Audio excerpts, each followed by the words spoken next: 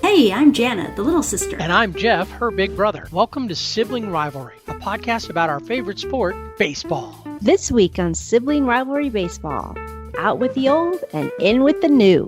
I'm sticking with the new and denying the old ever happened. All right, let's take a look at the SRBB headlines. Pat O'Connor, minor league baseball president, is retiring after the 2020 season. O'Connor leaves after 28 years in the minors, with the last 13 years as president. It was announced that the 2020 National Finals Rodeo will be held at Globe Life Field in Arlington, Texas. It's the first non-baseball event at the venue, and perhaps the NFR will be better suited for the GLF than baseball. Congratulations to Jocelyn Jock Peterson and his wife Kelsey on the birth of their son, Jocelyn Jr. He joins big sister Poppy. U.S. Open Tennis crowned their 2020 champions. Naomi Osaka, number 3 in the world, defeated number 14 Victoria Azarenka in 3 sets. It took 5 sets for Dominic Thiem, number 3 in the men's rankings, to get past number 7, Alexander Zverev. You can find these and past week's headlines on our website, siblingrivalrybb.com. Remember to rate and subscribe wherever you listen, and tell a friend to listen to the Sibling Rivalry Baseball Podcast. On September 9th, MLB honored Roberto Clemente as they have the previous 17 seasons. Roberto Clemente, the Great One, was celebrated around baseball with all players wearing a number 21 patch on their sleeves. His team, the Pittsburgh Pirates, all wore his number 21, and Puerto Rican players were allowed to wear 21 to signify their connection to Clemente. Roberto was born on August 18, 1934. He made his major league debut with the Pirates on April 17, 1955 versus the Brooklyn Dodgers. Constantly involved in charity work off the field and during the off-season in Latin America and the Caribbean, it was in these endeavors, on his way to assist earthquake victims in Nicaragua, his plane crashed, killing all on board on December 31, 1972. During his 18-year career, he had a .317 batting average, 3,000 hits, and 240 home runs. He was a 15-time All-Star, National League and World Series MVP, as well as a 4-time batting champion. He was inducted posthumously into the Hall of Fame, the 5-year waiting period being waived, and a 6-month deceased criteria being put in place. In addition to his induction in 1973, the Pirates retired his number, and the MLB changed the Commissioner's Award to the Roberto Clemente Award.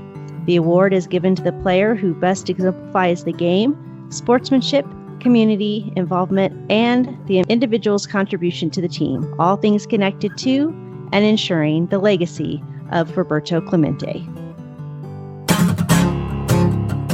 You're not going to believe this. There's only 2 weeks left in this grinding, long, crazy season of 60 games. Only 2 weeks.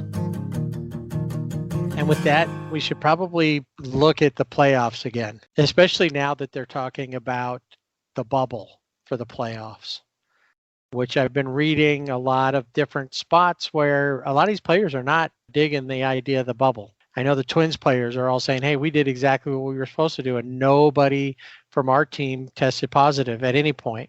So why are we being punished? So that's a good question. Are they being punished? Does it really matter if they travel a little bit more?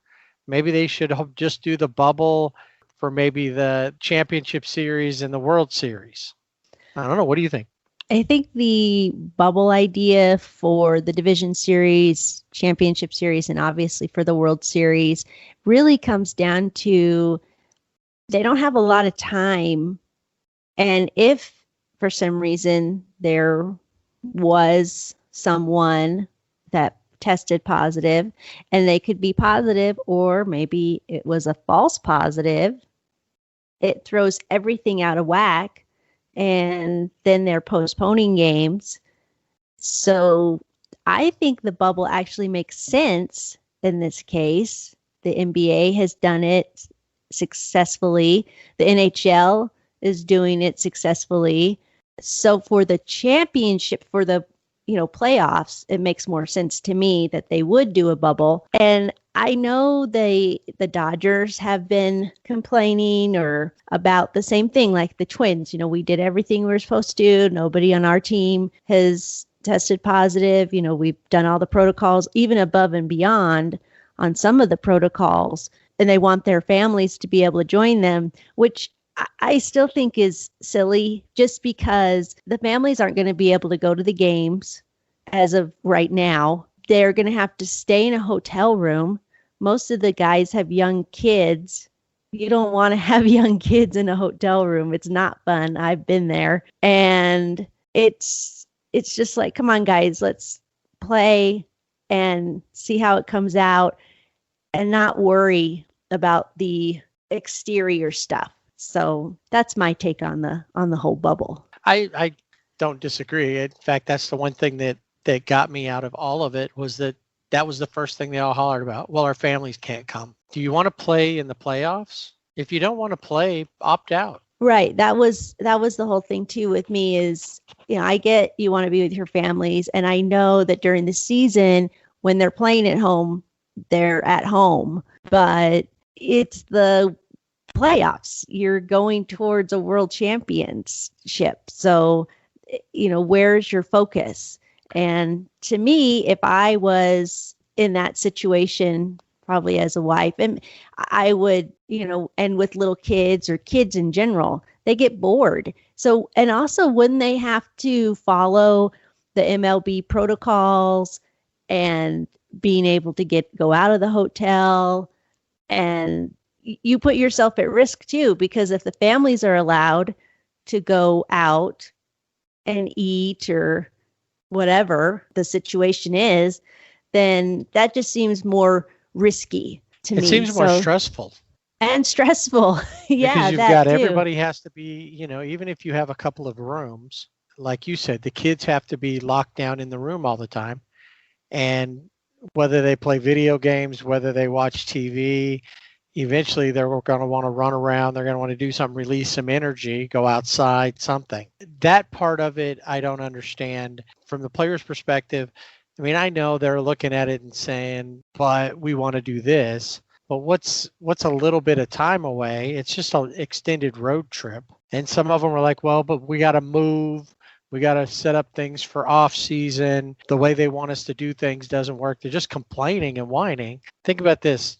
Less travel. You're in one place for a short amount of time, and the games can be played. There doesn't need to be any travel days until you get to the World Series, and all that will be American League teams coming from California to go. So here's the way it sets up, just to give you an idea. So what we'll call the wild card series, which is the first round, the top 8 teams from each league, the American and the National, will play each other at the higher seeds. So the top 4 teams will play the bottom 4 teams at home. And then those teams will go, and the NLDS, the division series for the National League, will be held at Globe Life Field and Minute Maid Field in Arlington and Houston, respectively. And then the American League Division Series will be at either Dodger Stadium or Petco Field in San Diego. The NLCS is in Arlington at Globe Life Field. ALCS will be in San Diego. And then the World Series will be at Globe Life Field. The only issue I have with that is whoever plays at Globe Life Field kind of has a home field advantage. Yeah, I was thinking the same thing when I was looking over the proposed locations. I think this is pretty much a done deal. They just haven't come out and said, because of those other little things that have to be right. The players have to vote on it as well. Right. But yeah, if you are playing at the Grill in Arlington, then yeah, you get that home field advantage, which could be good because that is a wonky park. And the more you play, maybe the more you figure it out. I think that the only reason you're fine with that is that you are thinking the Dodgers are going all the way. And that means that they might play all their games at Globe Life. Thus, they'll figure it out. Maybe, but you might be surprised because I rarely am surprised. All right. So we figured we'd update our playoff predictions from last time, episode 20, if you want to go back and hear the original ones. And so just over a month ago, we did this. And now it's time to update the SRBB playoff predictions. Now I have our old predictions standing by, so we can look and see how that works out. As do I. All right, let's take a look at your choices for the American League, the top 8 in the American League as of today. I have the Rays, the White Sox, the A's, the Twins, the Blue Jays. I'm going to throw in the Mariners, Oh, the Yankees, and the Indians. okay. If the season ended this last weekend, the White Sox, the Rays, the A's, the Twins, the Blue Jays, the Asterix, the Yankees, and the Indians all make it in. So not too far off. You have the Asterix dropping out, the Mariners coming in, and a little bit of a change in the way the seedings are Yes. compared to what would happen based on actual numbers right now. Right. I believe there'll be a couple of changes as well, but I think the Twins are going to retake the lead, and they're going to be the number 1 seed, followed by the A's, then the Rays, the White Sox, the Blue Jays, the Asterix, the Indians, and the Yankees. How about your National League picks? Let's go real quick to what would happen if the season ended on Sunday. It would be 1 through 8, Dodgers, Braves, Cubs, Padres, Marlins, Cardinals, Phillies, and then the Giants. So for my National League picks, I have the Padres, the Braves, and the Cubs, the Dodgers, the Marlins, the Cardinals, the Phillies, and the Giants. So you see the Padres, they've been on a hot streak as of the weekend, 7 games in a row. As much as it pained me to write that down, I think there's something there. And just because I watch the Dodgers a lot, I think it's a good possibility that could happen. I would say the same thing. I'm not quite sure yet, but that is one thing with the Dodgers, is just because they've had the best record pretty much throughout the season. Last year, they had best record of baseball. They didn't make it out of the first round. And with this 3-game set, even though they're playing at home, that's no guarantee they're going to win. But with the 3 games, it means pitching heavy teams will have an advantage.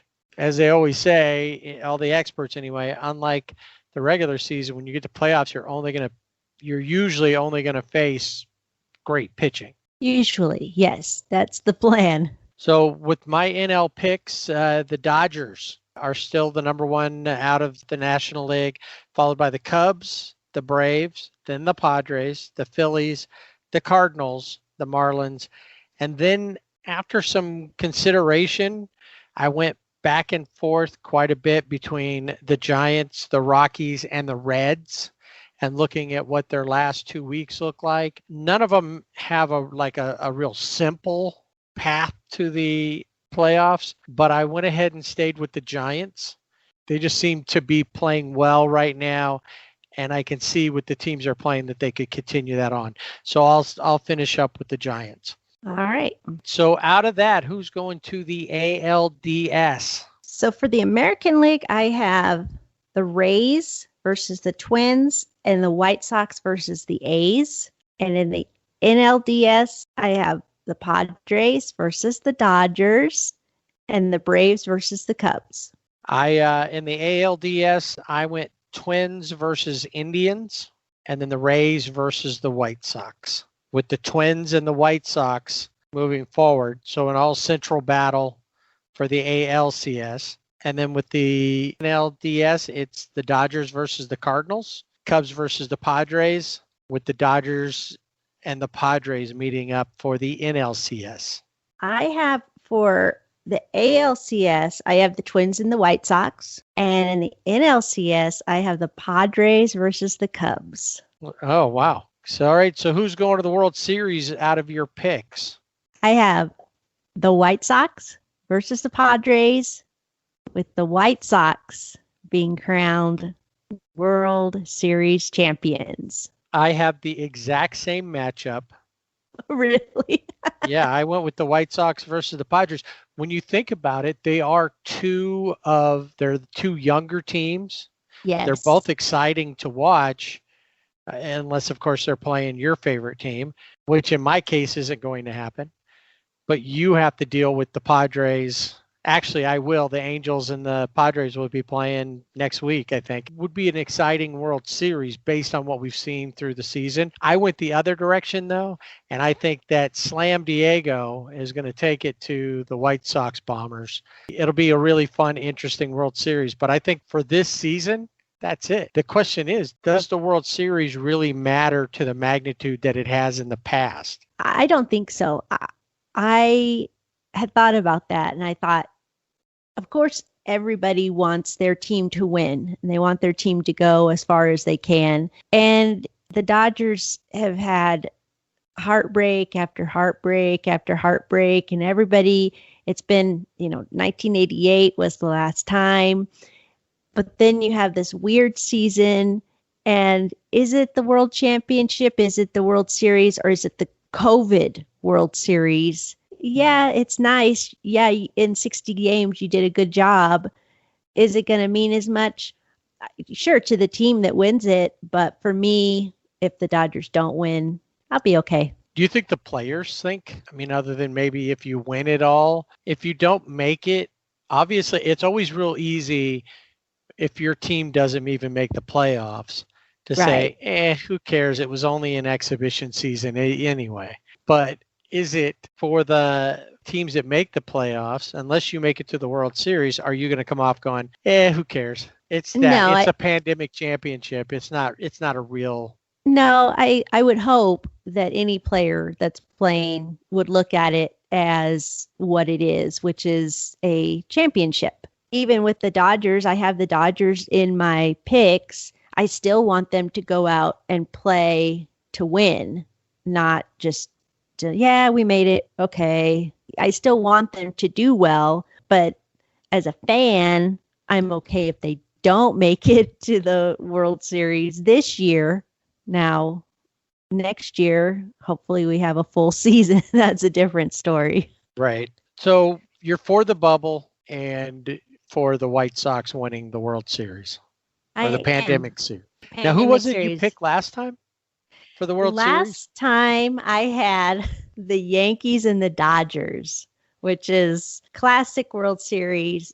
But in hindsight, this is not a classic season. So, and the Yankees have fallen off. So that was really, I think on that pick was really going out on a limb there. But at the time, a month ago, if you look where they were. No, we had been talking about them and the Dodgers as being the two teams that were tearing up. The Dodgers have continued overall. They've been, even with the issues that they've been having recently, it's not been as bad as the Yankees have had. Right. But I think too, when you look at this season, we constantly talk about the Central. So those teams really will factor in to all the playoffs in general, because especially the AL Central, they've been a lot of fun to watch because they just keep, every day you don't know who's number one, they're just 1, 2, 3 and who's going to be in those spots. So I think that's been fun to watch this season too, is those teams that maybe, the Twins especially last year made it into the playoffs, but the other teams that you're not always really paying attention to because you're focused on your team. And the White Sox, like you said, they're a young team. They made some pickups and they've been a lot of fun to watch. And they're just having fun playing baseball. And Cleveland has been interesting too with all of their drama. Its pitching staff has been really good. That's been the one thing that's carried them through. And I think that's the thing that kind of threw off how things might work out with the playoffs, because in the NL West, you've really only had two teams that took off and ran with it, the Dodgers and the Padres. The Giants have been surging as of late, but when we started off, we had it where we thought there'd be 4 teams out of the West, and then the Rockies have faded off. Right. Yeah, they have really dropped off. Central and the East, that they were going to just beat up each other, and everybody's really close together. They're, like you said about the Central, the AL Central, it's all really tight. So we didn't know. And was that going to take a toll on any of these teams? I think that it's having a positive effect on a lot of these teams because they're getting stronger. They're overcoming things that teams that didn't have the issue. The Oakland A's have been hit with some issues lately. That's a team that thought was going to run away with it. The Yankees, also injury issues. And then with that, guys being out, not playing up to what they need or what they were playing. It'll be interesting to see how it all ends in 2 weeks. I think it's going to be pretty close to what it's at right now. The bottom may move around a little bit. I don't see the top too much. Like you had said on here, Dodgers Padres may swap depending on what happens in their series this week. Could very well change that. Could go back and forth. Either one of them could go on a tear, or the Padres could continue their tear, or the Dodgers could go on one and the Padres could fall apart. We'll see. The Dodgers are having a lot of issues, especially in the bullpen. And, well, actually, they're having issues across the board. It's time for Dodger baseball. Dodgers started a series in Arizona, 3-game series. The Diamondbacks are in last place in the division. And going in, you'd think this should be a piece of cake for the Dodgers, but it wasn't. First game, they won 10-9 in innings. Buehler only went 2 2/3 innings. He had 4 hits, 5 runs, 2 earned runs, no walks, but 2 strikeouts and 2 home runs. So he retired the first 7 batters he faced, and he was throwing triple-digit fastballs, but then he lost location. He gave up home runs to Dalton Varsho and Cole Calhoun, and he's now back on the IL with a right index finger blister again. So now he is Rich Hill Jr. is what I'm calling him. I was going to say, we should have known once he got the blister that there was probably going to be a follow-up to that.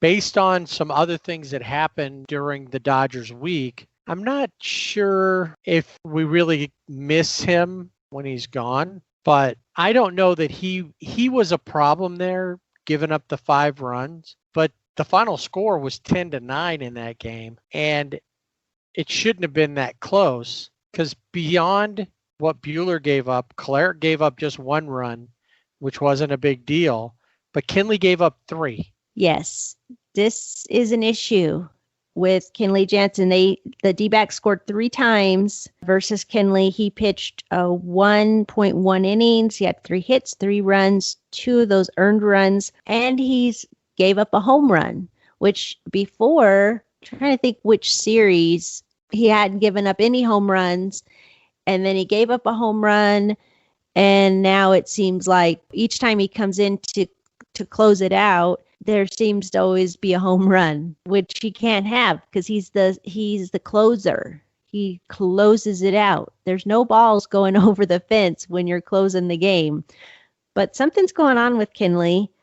I'm not sure what, but yeah, even with Walker only pitching 2 2/3 innings, he wasn't necessarily a bad outing. I mean, he did give up 5 runs, but it wasn't horrible.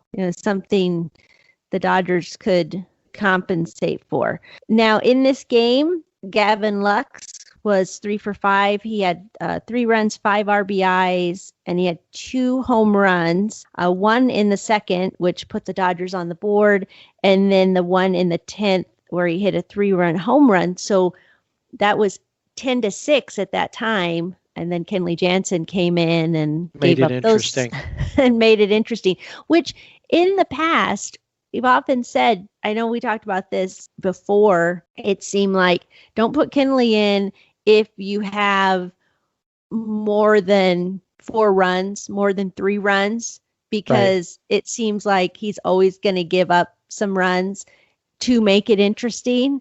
We don't want it to be interesting. We're done. It's the 9th inning, or in this case, the 10th inning. We don't need you to give up any runs. We need you to close the game, seal the game. He's the sealer. He's the closer. That's right. Shut it down. And he's not. Game 2 was Kershaw Day. Another Jennings game. The Dodgers won 6-4. Kershaw did not look especially sharp on this one. 5 innings, 4 hits, 4 runs, 3 earned runs, 2 walks, 3 strikeouts, no home runs, but he struggled with the fastball.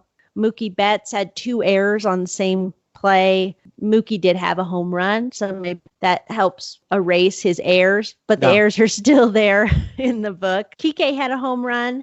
It was special because it was Roberto Clemente Day, and Kike being from Puerto Rico, so that was cool. Wearing the number 21. Yes. And in game 3, the Dodgers lost 5-2 and did not go into innings. But we had a little bit of a scare. Dustin May pitched 1 inning. He had 2 hits, no runs, no hits, or 2 hits, but no runs, no earned runs, no walks, no strikeouts.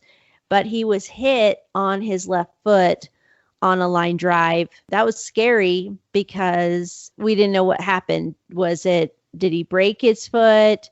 Was it a fracture? Luckily, they did get conclusive evidence that he did not break his foot. It was not fractured. So he should be back. He's been day to day. So that was good news for the Dodgers, because without Dustin May in that rotation, where does that leave us? He's a bigger loss than Walker Buehler is with his blister. Oh, yeah, definitely. Yes. The loss, Will Smith went 4 for 4. Was just going to mention that. He was 4 for 4, but everybody else, he's 1 for 3, but on a lot of guys. Both hit home runs that night. Yes. Max Muncy, 3 strikeouts in that game. Yeah, Max is an issue, and he really needs to sit on the bench. He needs some time off, but he gets put in the lineup every game, and he's been the DH. He's been at first. He's been at second, been at third with JT out, and he's just not connecting at the plate, and he is frustrated. He got ejected in the 9th inning of the last of the Arizona game, game 3, with 2 outs. They ejected him. He didn't say very nice things to the umpire, so I'm sure that's why. But he basically told the umpire to throw himself out with the bad calls that he's been making, and it was a little more colorful than that, obviously. But yes, his motivational buzzwords. I looked at Max Muncy's strikeouts because I see it a lot. And in a 162 game season, he's on pace for 149 strikeouts. How many did he have last year? 149. What is his career average for a 162 game season? 149. So he's right on pace. So he to should beat be his striking past out. number. The thing, what he's not doing is he's not hitting in between. See, last season which is the problem. He only hits about 260. It's not like he's a 300 hitter. His strikeout ratio is down from when he first started. That's what led the A's to let him go. So he's become a better hitter, but he's still on target for the same amount of strikeouts. So he's not really doing anything differently. The problem is he's not coming through like he did in the past, where we would be watching and not paying attention to the fact that he had 3 strikeouts in a game because he hit 2 home runs in that game, or he hit a double and a home run. He came through at the right time. He came through in a clutch situation. So we were able to gloss over and let our recency bias about Max's production come into play. And the fact that we love Max. He's a good player. He's fun to watch. He's one of those guys. He's an underdog because we didn't expect him to do anything like he's done. He's not off his path. I think too, that's right. And he does strike out a lot. And we mentioned this before in another episode where he was compared to Jim Thome, who is home run, walk, strikeout. That's their hit cycle. But with Max, we're seeing a lot of strikeouts, but not the home runs that we have seen previously. So I think that's what's missing. And he has, occasionally will get single or to get on base. He's had a few walks. He looks frustrated in the batter's box. And when he does get a hit, you can see that relief on his face, like, oh, I finally did it. So something is off. He knows it's off. And yeah, you're right. Max is a favorite, and we overlook those things. But in the 60-game season, I think it's a little harder to overlook when you really need that production. And now you've got Max coming up, and you expect those clutch hits or home runs to come into play, and they're not there. I think it's worse, too, because he's not the only one who's having issues. Yes. Cody's having issues. We'll talk about his issues in a second. So they get past the Diamondbacks, take the series 2 out of 3. And then here comes, they get a weird Friday off on the schedule. And then for the weekend, here comes the Asterix. The Asterix were in town. The Dodger fans were in full force out on Vinscoli Avenue, there to greet the Asterix buses as they came in, banging trash cans, had some pretty cool signs. Even Joe Kelly showed up. He's serving his suspension. He even drove by and honked his horn for the Dodger faithful as they were. He went down to see his mural. Yes, that was the other thing. There are lines of people that are getting their picture taken in front of the Joe Kelly Pouty Lip mural in LA. Right, just off of Sunset Boulevard. So all of that brings in the Asterix into town. The Dodgers looked good, and then Kenley Jansen came in, and he gave up 5 runs in the 9th inning. And I keep saying, but you're the closer. You close the game. And Dave Roberts left him in, and it just got worse. He faced 6 batters. Worse. No outs. No outs. They just kept hitting. It was just batting practice almost. They just 5 kept hits, going round and round. 5 runs. Adam Kolarek comes in, inherits 2 runners. One of them score. And then, of course, the Dodgers couldn't do anything offensively. And what should have been a 5-1 win or a 5-2 win became a 7-5 loss. Which for the Asterix was a huge deal because they had been losing.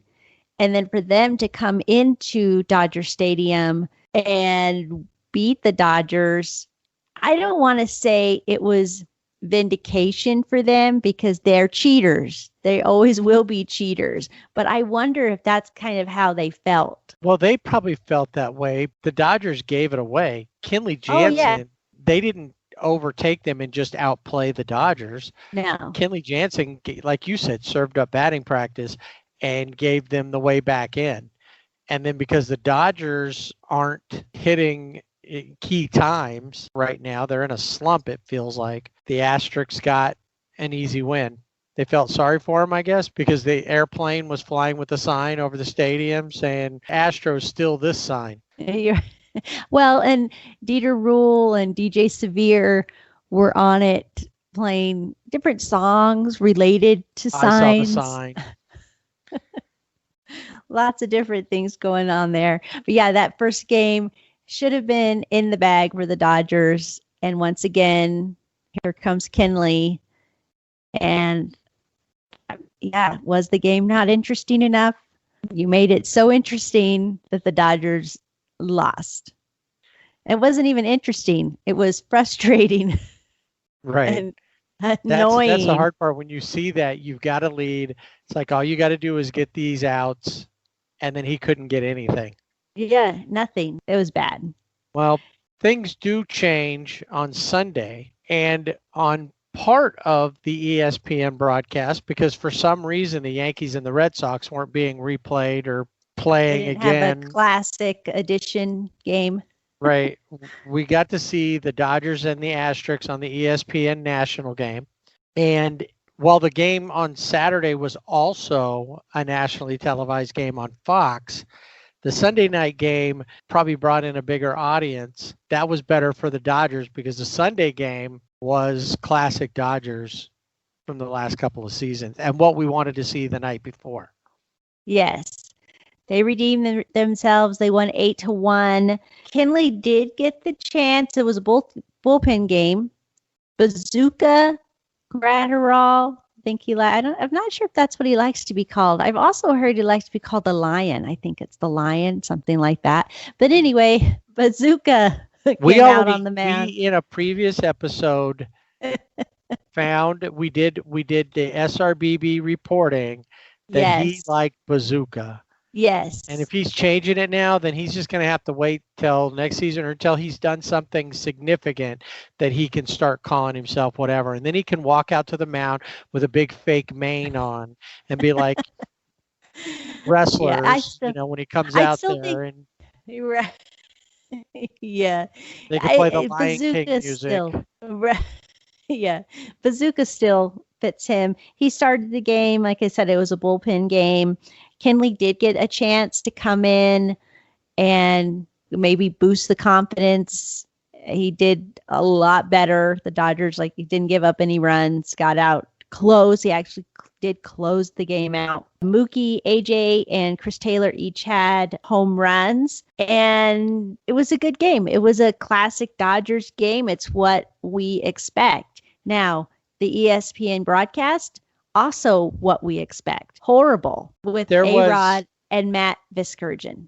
There was one thing that I found good, and then the rest of it was all them trying to make excuses for the Asterix and how the Asterix have paid their time.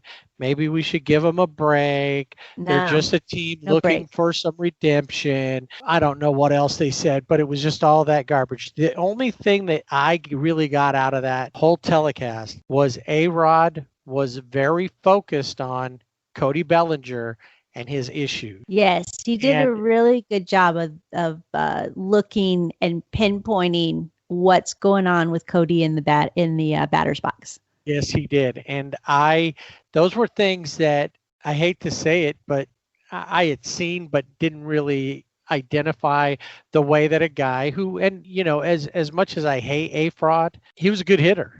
What he talked about with Cody seemed really right on, too close into the box. It's one thing to try to crowd the plate, but the way that Cody's doing it, once you look at it from that different perspective, you see it it was clear. Wow, this is really affecting Cody. And you can see it in his swing and that feeling, that awkwardness that he's had all season long. Yeah, one of the things in that game that A-Rod was talking about is when Cody's swinging, he shouldn't be at the end of the swing be looking at Dusty Baker in the opposing dugout. He should be looking at Dave Roberts.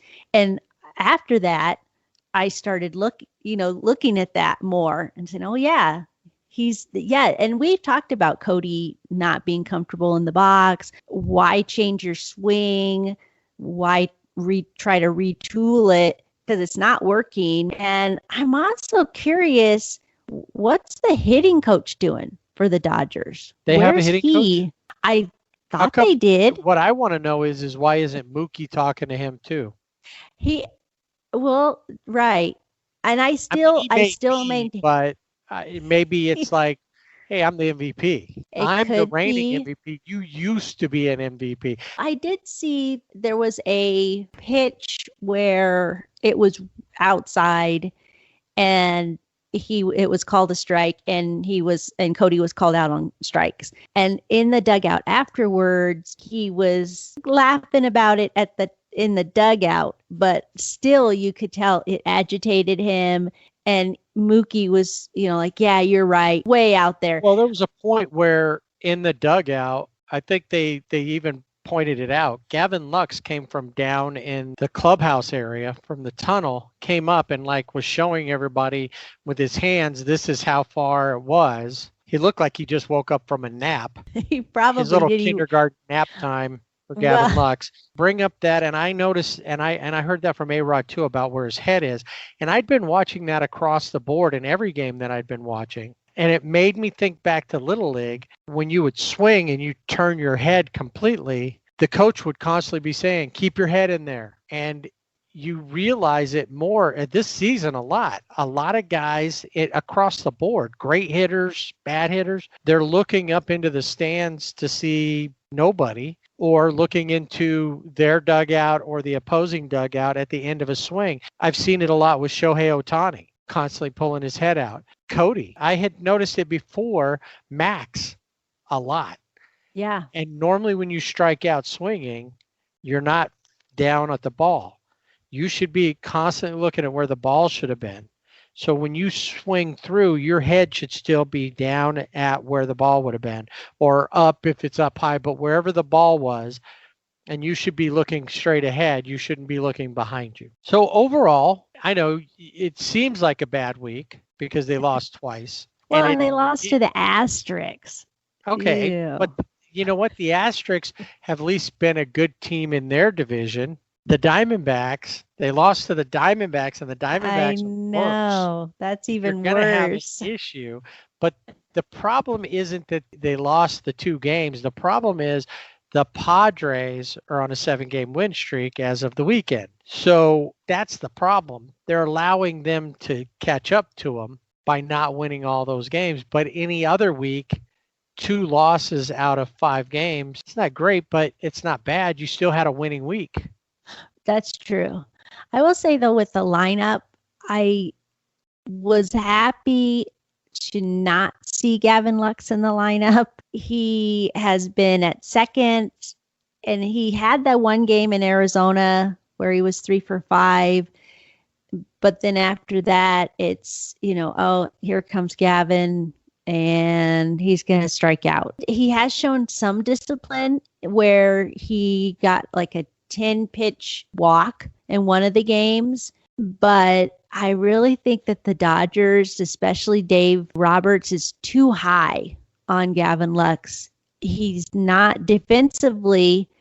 He's made errors, doesn't look good in the field, and offensively, he's just not there. And I keep trying to figure out why. There has to be somebody at USC at the alternate site that's hitting better, fielding better than Gavin Lux. But he is, he was the minor league baseball player of the year last year. He was the number 1 prospect. I think now he's the number 2 prospect, and he's just not doing it. And yeah, and he looks like he just woke up from a nap during the game. So, and he doesn't wear his mask right. That's the other issue I have. But my biggest issue is having him in the lineup. He strikes out quite a bit. And so I looked just to see, I compared him and Will Smith, who both played together in the minors. Lux has played 11 games. He struck out 14 times in the 11 games. He's in Max Muncy territory, but he doesn't have the goodwill that Max has. No. Will Smith has played almost 3 times as many games, has only struck out 12 times. But my question for you is, because I know you don't like him, at what point do you finally embrace him? Because Andrew Friedman, the GM, is high on him. Dave Roberts is high on him. This is the player of the future. He's not a Rookie of the Year candidate. I see that he's got enough talent to play somewhere in Major League Baseball, but I see him playing somewhere else, not here. All right. And with all the Dodgers, I root for all of them. I have some that are my favorites, and I have others like, oh, all right, okay, here he comes. And I guess maybe I would guess for everybody, there's always somebody on the team. And for me, it's just Gavin Lux. I just don't see it. I think he was called up too soon. He needed some more time in the minors. And I could understand it's hard. You're doing so well in the minors. You get called up, you're excited, and then you're facing a whole different set of pitchers who've been pitching for a long time. They're aces. The problem that I have with Gavin Lux is he seems so lackadaisical to me. Like he just, yeah, all right, I'm here. Like you don't ever, I'm sure he gets upset. I'm sure he's not happy with his performance, but it's a generational thing. He just seems so blasé about the whole thing. Like, yeah, all right, struck out. Okay. I know he's not happy when he strikes out, but it's just, there's no spark. He needs a fire lit under him, and there's just nothing there. And he's too worried about his hair. Yeah, I just don't have that connection that, I'd much rather see Kike or Chris Taylor out there, but they're also proven. We know what they can do, and we just haven't seen what Gavin Lux can do. On occasion, there's sparks you can see, but I just the attitude, and I just have a hard time with him. All right, so coming up this week, I'm just going to leave that there. Coming up this week, the Dodgers have a tough week ahead of them. They've got the surging Slam Diego team, and they have to travel to Colorado, take on the Rockies. And not that the Rockies are tearing things up anymore like they had been, but it's still an NL West team that they have to get by. And this week can really set the last week of the season for them and where they end up in the playoffs. Yeah, exactly. This series that they have with San Diego, it's a big one. And then, of course, with Colorado playing at home, feel comfortable at home. Dodgers play well there, but you never know how it's going to be in Colorado. And sometimes it could be snowing. It could be snowing. It was last week. So snowed here. Yeah. So it'll be away, both on the road. First time in Denver this season. So it'll be an interesting week for the Dodgers. All right. Before we head on to the Angels, who were in Colorado last week, right after the snow, let's take a look at the players of the week. So my player of the week is Will Smith. Will Smith was 8 for 15, 533 batting average. And if I calculated it right, a 1.267 OPS. He had no strikeouts. He had 2 walks. He had 5 singles, 3 doubles, no home runs, no RBIs, but he was consistent. He got on base. He let the guys behind him drive him in. Just a great performance from Will Smith. Really just come on. And I do like the Fresh Prince. He was setting the table, as it were. He really was. So I went a little different direction this week with my player of the week. I went with a pitcher, one of the relievers, pitched in 3 games, 4.1 innings. So 4 1/3 innings, only gave up 2 hits, struck out 5, and he faced 15 hitters. Again, only had 2 hits out of all of that. Opponents had a 133 batting average against him. His ERA, 1.13, 10.4 strikeouts per 9 innings, and his whip is 0.462. I'm going with the guy from Nayarit, Mexico, Victor Gonzalez, as my player of the week. Good pick. I like Victor. He's coming out of the bullpen. He's one of those guys that is just laser focused on doing his job. There's a couple things that the Angels and the Dodgers have in common. They're both called Los Angeles, and both of them shut out the Padres. Now, the one thing that the Angels have done that the Dodgers didn't do was sweep the Asterix 4 game. You had to mention that. Well, Had they swept them, I couldn't have said that. But the Dodgers didn't do that. The Angels did. Now, remember I said it's like riding a roller coaster with the Angels. We come off that high of 4 straight wins on a 5-game win streak, heading to Texas. The Rangers have been a bad team all season with one bright spot every few days in Lance Lynn. But even Lance Lynn had lost his last 2 coming into the first game of the Rangers-Angels series. But you get all excited because they're looking like the team that you want them to be, and then they kill you by looking like the team that they really have been. So they head into Texas. The Rangers swept them the last time they were there. And there's still 4 more games to go after this series that was in Texas, all in Anaheim. But Andrew Heaney on the mound, once again, you're expecting he's shown up so well the last couple of games. But the problem wasn't so much Andrew Heaney as it was that Lance Lynn came back and was Lance Lynn from earlier in the season. He threw 7 innings, only gave up 4 hits, one of those being a home run. Whereas Andrew Heaney pitched 5 innings, gave up 5 hits, 1 home run. Part of the problem for the Angels was that they put Matt Thaiss, who he doesn't remind me of like Gavin Lux or Joe Adell with that lackadaisical. He looks like he's trying. He just isn't that good. He's obviously better than others to be there. And normally plays first base when they bring him in, but they put him at second base because Fletcher was still out and he couldn't play there. It was a bad move. A couple of errors. Was it like Jock Peterson playing first base? That experiment gone wrong.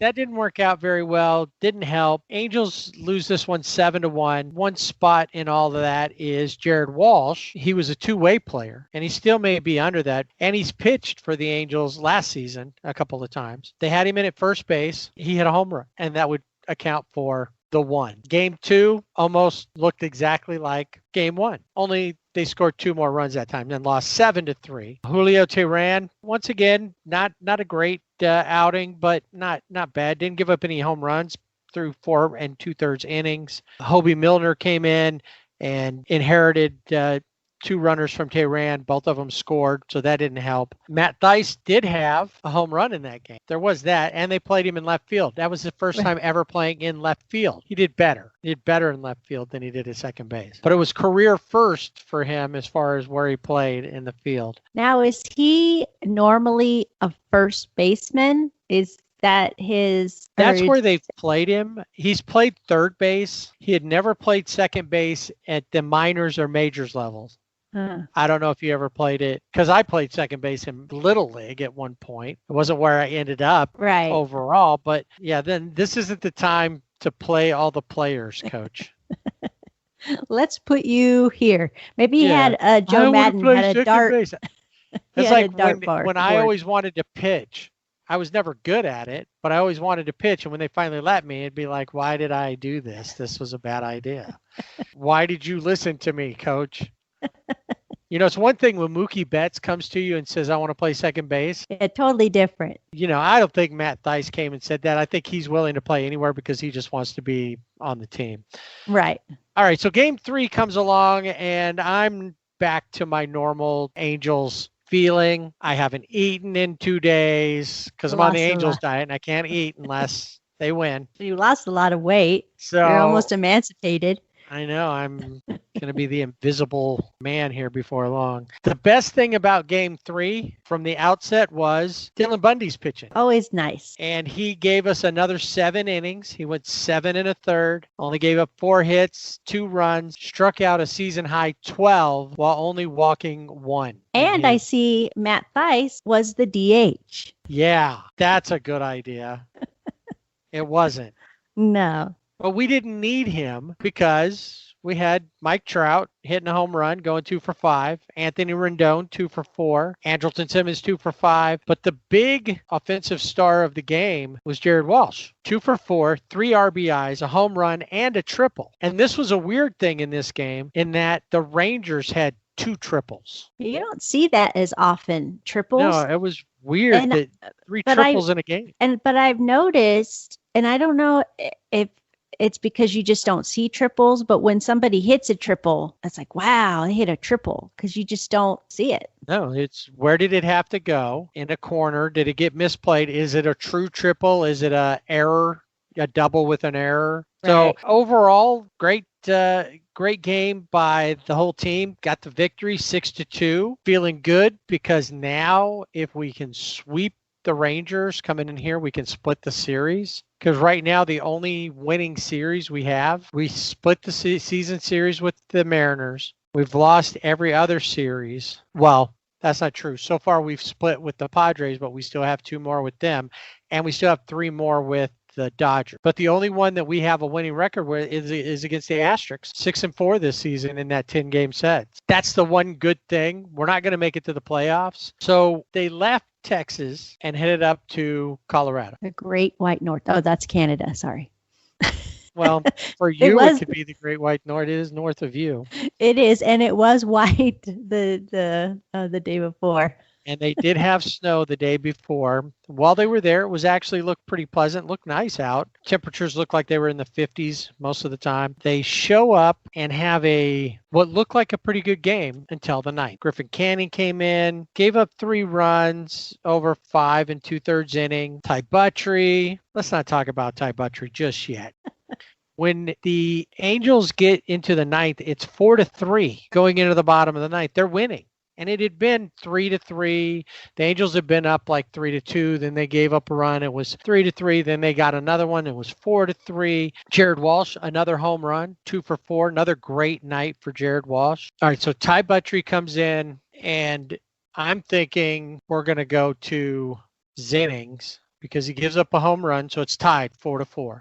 And then between he and Jose Quijada, the bases get loaded for Charlie Blackmon. Chuck Nasty, who promptly hits a walk-off grand slam.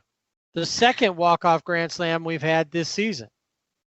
Matt Olson did it way back at the beginning of the season when we played the A's. We end up losing a game that looked promising, 8-4. But like I said, the highlight was Jared Walsh, 2 for 4, and a home run. And up until that last inning, it actually didn't look too bad. And it looked close to the way things had been happening more often with the Angels getting a lead, kind of fighting back and forth maybe a little bit, but overcoming a tie or a deficit. It really was looking good. And then, yeah. And then Ty Buttrey came in with his 4th blown save. Exactly. And, well, that was the only bad thing over the weekend. Because then the next day, Jaime Barria takes the mound in game 2. David Fletcher is back in the lineup, and Barria goes 5 1/3, gives up 5 hits, 2 runs. And then our bullpen actually looked pretty good. Milner, Pena, Myers, Buttrey, Andriese, all guys who have had issues, not just all season, but even in the last week. In fact, Milner gave up that other walk-off grand slam back in the day. Everybody played well. Jared Walsh hits another home run. Had home runs 3 days in a row. And if you remember, I mentioned he had a home run in the first game of that Texas series and in the third game of that Texas series. So far, he's homered in both of the games against the Rockies in a 5-2 win. Taking us to Sunday's finale, Andrew Heaney back on the mound again. Pretty decent outing. 7 innings, 8 hits, 3 runs.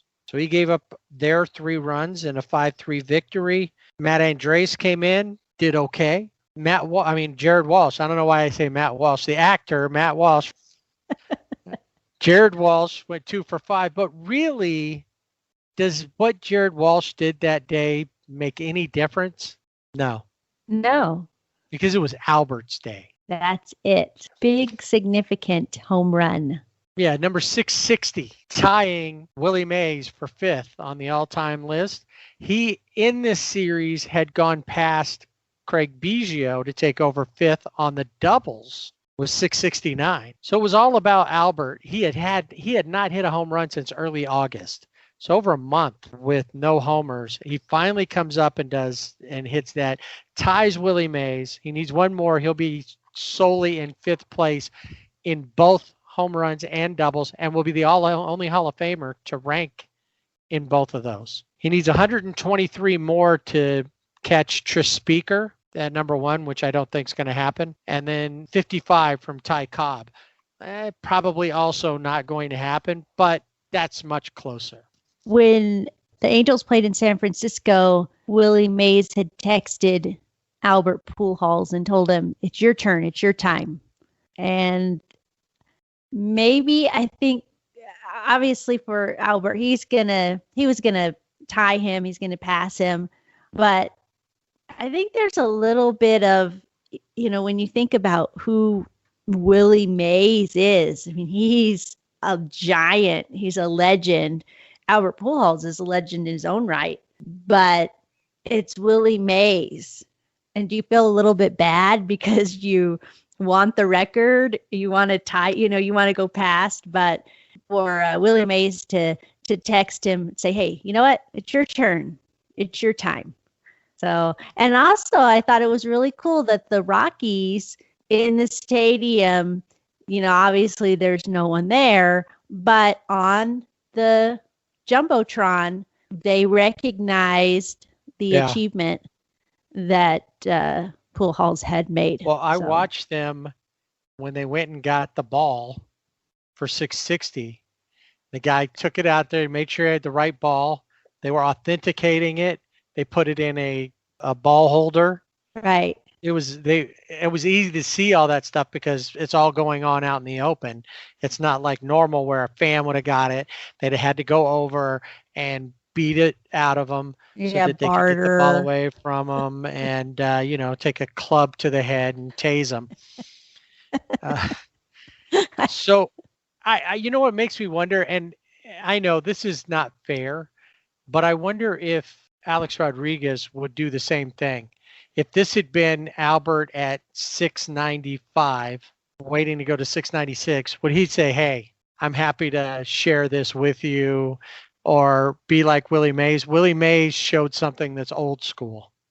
Right. And my feeling is A-Rod would probably on the outside say something like, that's it, but he'd go home and cry to J-Lo that he doesn't have his record anymore. That's what I was thinking. Or, on air, he would say, oh, this is great. But off air, not so great. But I wonder if he'd say that and then say something offhand to try to deflect or to take Pujols down, or whoever would be chasing him. Whoever's next that might actually get there. Fernando Tatis, right. Mike Trout. These guys, if he'd say something to denigrate their, but I did it with a whole year off. Right. After a whole year off. Right. All right. I'll stop picking on A-Fraud for now. But that's the next thing for Albert Pujols. 697, Albert. No telling how this week's going to go for the Angels. They play the Diamondbacks, and then they play the Rangers in what you'd call a wraparound series because it's 4 games, but it's a Friday through Monday. So they have that. They haven't played the Diamondbacks yet this season. This will be the only time they see them for 3 games. And then we'll see what happens with the Rangers, who they've had issues with. They're only winning 1 of 5 so far, or 1 of 6. But the games are at home, and so hopefully Mike Trout's going to bat 1,000. Right. He always hits well at home, but he's been picking it up. He's been hitting better on the road. He did better in Texas and Colorado than he has previously. Still, at home, he does hit like 1,000. So you get to eat, I hope, this week. Well, I did. I got to eat over the weekend, which was kind of cool. All right, so let's take a look at this week's Player of the Week. For me, I think it was pretty easy. I picked the kid who came out of the University of Georgia, 39th round pick in the 2015 draft, Jared Walsh. Not to be confused with Matt Walsh. 5 games, 9 for 22 with a .409 batting average over the week. 6 runs scored, hit 4 home runs, drove in 9 RBIs. So Jared Walsh, he could be a solid first baseman and a great hitter. Well, Jared Walsh is the unanimous pick for the Sibling Rivalry Baseball Player of the Week because that's who I picked. Oh, yeah. Was there one particular thing that drove you to? He was consistent throughout the games. He usually had, I think, he had at least one hit in every game, if not more. Of course, the 4 home runs, the 9 RBIs, just something that the Angels needed somebody else stepping up, not just David Fletcher, who is great, but those other up until the second game of the Colorado series. So right. So yeah, just looking through the games, looking through the box scores, Jared Walsh was the obvious pick for Player of the Week. All right, it's time to take a look around the league. And as usual, we'll start in the East. I think that this week, when we look around the league, though, not just specifically to the East, but I think everybody was excited about that football was starting because we saw a lot of big double-digit scores, runs-wise. And the biggest came out of the East in the Atlanta-Miami game. 29-9. The Braves shellacked the Marlins.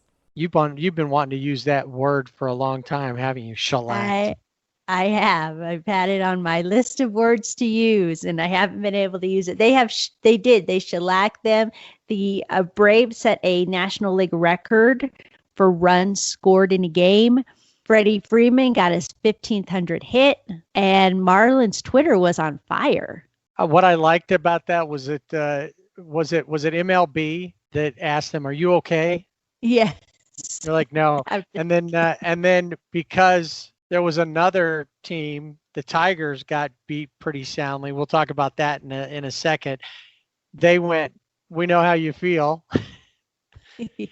It's kind of fun when you see that. It's like when Wendy's, is great on their social media when the teams kind of go back and forth at one another. Whether it be just fun, good-natured ribbing or really trolling each other. That's pretty good stuff. Yeah, it was that's pretty incredible when you look at the box score for that 29-9 game. You talk about Freddie Freeman, 3 hits, 6 RBIs that game. Home runs, there was a ton of them. When you look at the box score, normally, for home runs, depending, it might be one name, and then it'll tell you, the count, how many were out, who it was against. This one is like a paragraph for home runs for the Braves. I have a book I'm reading right now. That's like 500 and some odd pages. I finished the book before I got through the box score. And when you think about it, the Marlins scored 9 runs. That's not bad. It's just 22 few. Yeah, it was bad. Oh, and also Marlins Twitter, I think at one point their catcher was put into left field, and their response was, "Our catcher is now in left field because, you want a catcher that knows how to catch." You want somebody that can catch, right? That's right. Funny. I was looking at the pitchers lines in that, and really, if not for Tommy Milone from the Braves, the starter that day, giving up 8 earned runs. Who knows 2 home runs. All the damage was done with him. It wasn't until Bryce Wilson, the closer, came in, got the save. He gave up another run. But when you look at the Marlins pitching, Jordan Yamamoto got thumped, gave up 13 runs, and he took over for Pablo Lopez, who had given up 7. It was an ugly game there, unless you're a Braves fan or a Twitter fan, because then some kind of funny stuff came out of Twitter with Marlins Twitter. All right. Are you okay? No, not okay.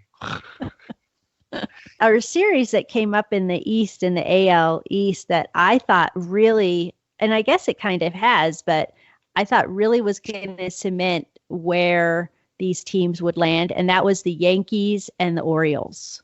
The Orioles got swept. Yeah, which goes to show that the Yankees are a stronger team. They're just dealing with, especially the injuries, is what they're really dealing with. Not to say they wouldn't have gone on a losing streak at some point, but yeah, and the Orioles, though, I think are showing that they're going to definitely start causing some problems in the future. Yeah, I think so too. I thought with this series, the Orioles had an opportunity to move up in the standings, possibly be a wild card. They could have and looking at their games, in the future, they don't play the Yankees again, but will they be able to continue? They play Atlanta and Tampa Bay. So That's one reason really. I was trying to find a way to see if I could keep the Yankees out of it, because the Rays and the Blue Jays are really 1-2 right now. And the Yankees would be the third team out of the East. And I wanted to see, was there a way for the Orioles to maybe overcome them? If they have to play great and the Yankees have to play poorly, it could happen. Not likely. Not with just 2 weeks to go. No. And in Buffalo, Bo Bichette is back. So that's another big one for the Blue Jays that will help them going into the playoffs. I think the other thing that's going on with the Yankees is that their pitching should be better. Garrett Cole has been decent, but I don't think he's been $325 million worth of decent. No, he's not lights out. Fraction thereof. No, and I was looking, I saw an interesting thing. Max Fried of the Braves has not allowed a home run this season. Garrett Cole has allowed 13. Which puts him on pace over a regular season to give up 35 home runs, which would be the most he ever gave up. If we go back to the Angels for just a second, Andrew Heaney, for the problems that he's had, he's only given up 3 home runs this season. He and Zach Greinke, only 3 home runs this season. Wow. I think that's really saying something, especially with Garrett Cole coming in with the contract that he has, being a Yankee, lifelong dream of his, and just not pitching as well as, not bad, but not the level that we all expected. No, not at all. Let's go real quick to the NL East again. The Phillies having some issues, but it looks like maybe because they've been playing well, they're into the playoff mix. Rhys Hoskins, who's one of their solid, in the last couple of weeks, he's gone on a tear. 7 of his 10 home runs have come over the last 2 weeks. He has issues with his UCL and may be out for 10 games. He may be out for the rest of the season. No telling about that yet. Good news for JT Realmuto, who had a hip flexor injury. He's day-to-day, so he's not going on the IL. That'll help them. And then Zach Wheeler's due back maybe this week or this coming week, but definitely before the end of the season and might be ready to throw in the playoffs. So that helps the Phillies. Now, we were talking about blowouts, and for the other blowout of the week, we're going to go to the Central, what we were calling the K division. I've renamed again. Sorry, I forgot to tell you this. I don't know if you got the memo, but we've renamed it the Bieber division. Okay. And why? Well, I mean, he leads baseball, all of baseball, with a 3 WAR and 102 strikeouts, faster than anybody else. But his run-of-the-mill stats aside, the Brewers got something that they desperately needed when they took on the Tigers. A 19-0 win. Yep, that's what it was. 19-0. You're kidding me?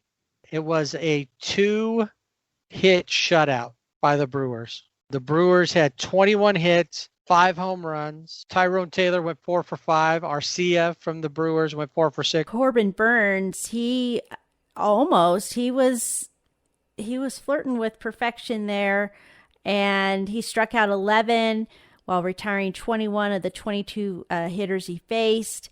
And the Brewers set a franchise record with 13 extra base hits. But something else happened in Milwaukee that was pretty significant. But this time, it wasn't the Brewers, it was the Cubs. Yeah, it seems Chicago is the no-hit capital of the world now. The White Sox, Lucas Giolito had the first one. The second one of the season goes to some guy named Alec Mills, who was a walk-on at the University of Tennessee Martin. Didn't even get recruited out of high school. No, he's just walking by the field and said, hey, I think I can pitch.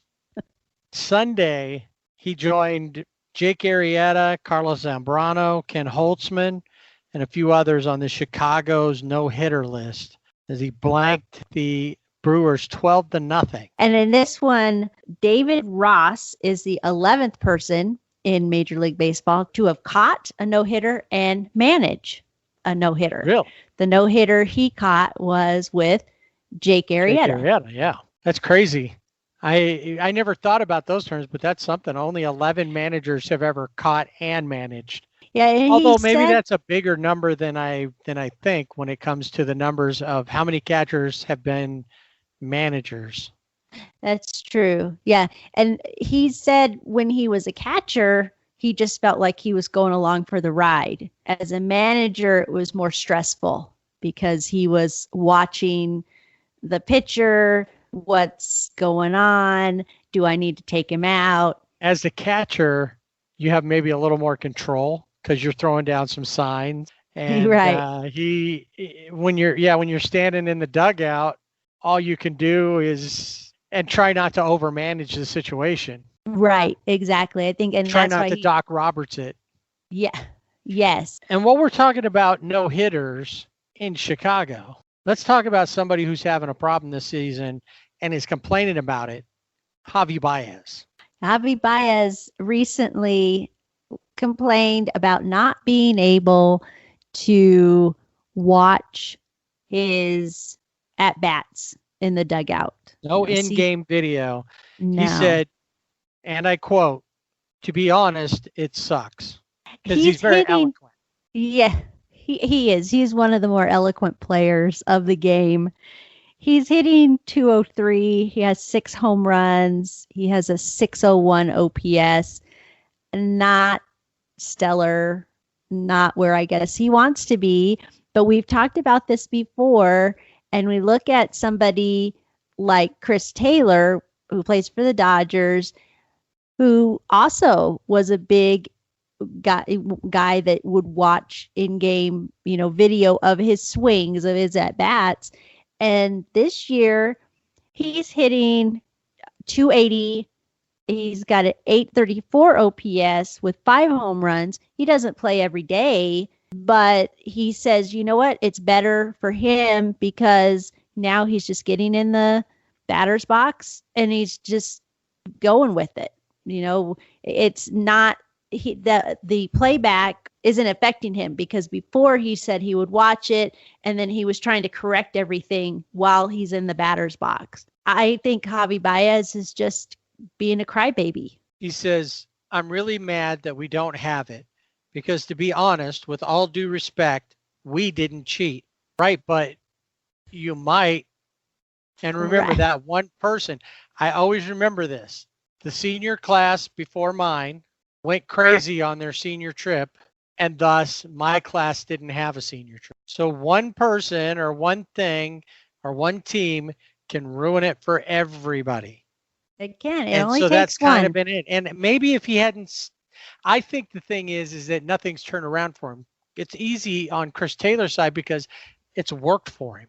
True. He's not doing it, it's doing it. But Javi Baez has struck out 62 times, which leads the National League. He's got 150 outs, which leads Major League Baseball.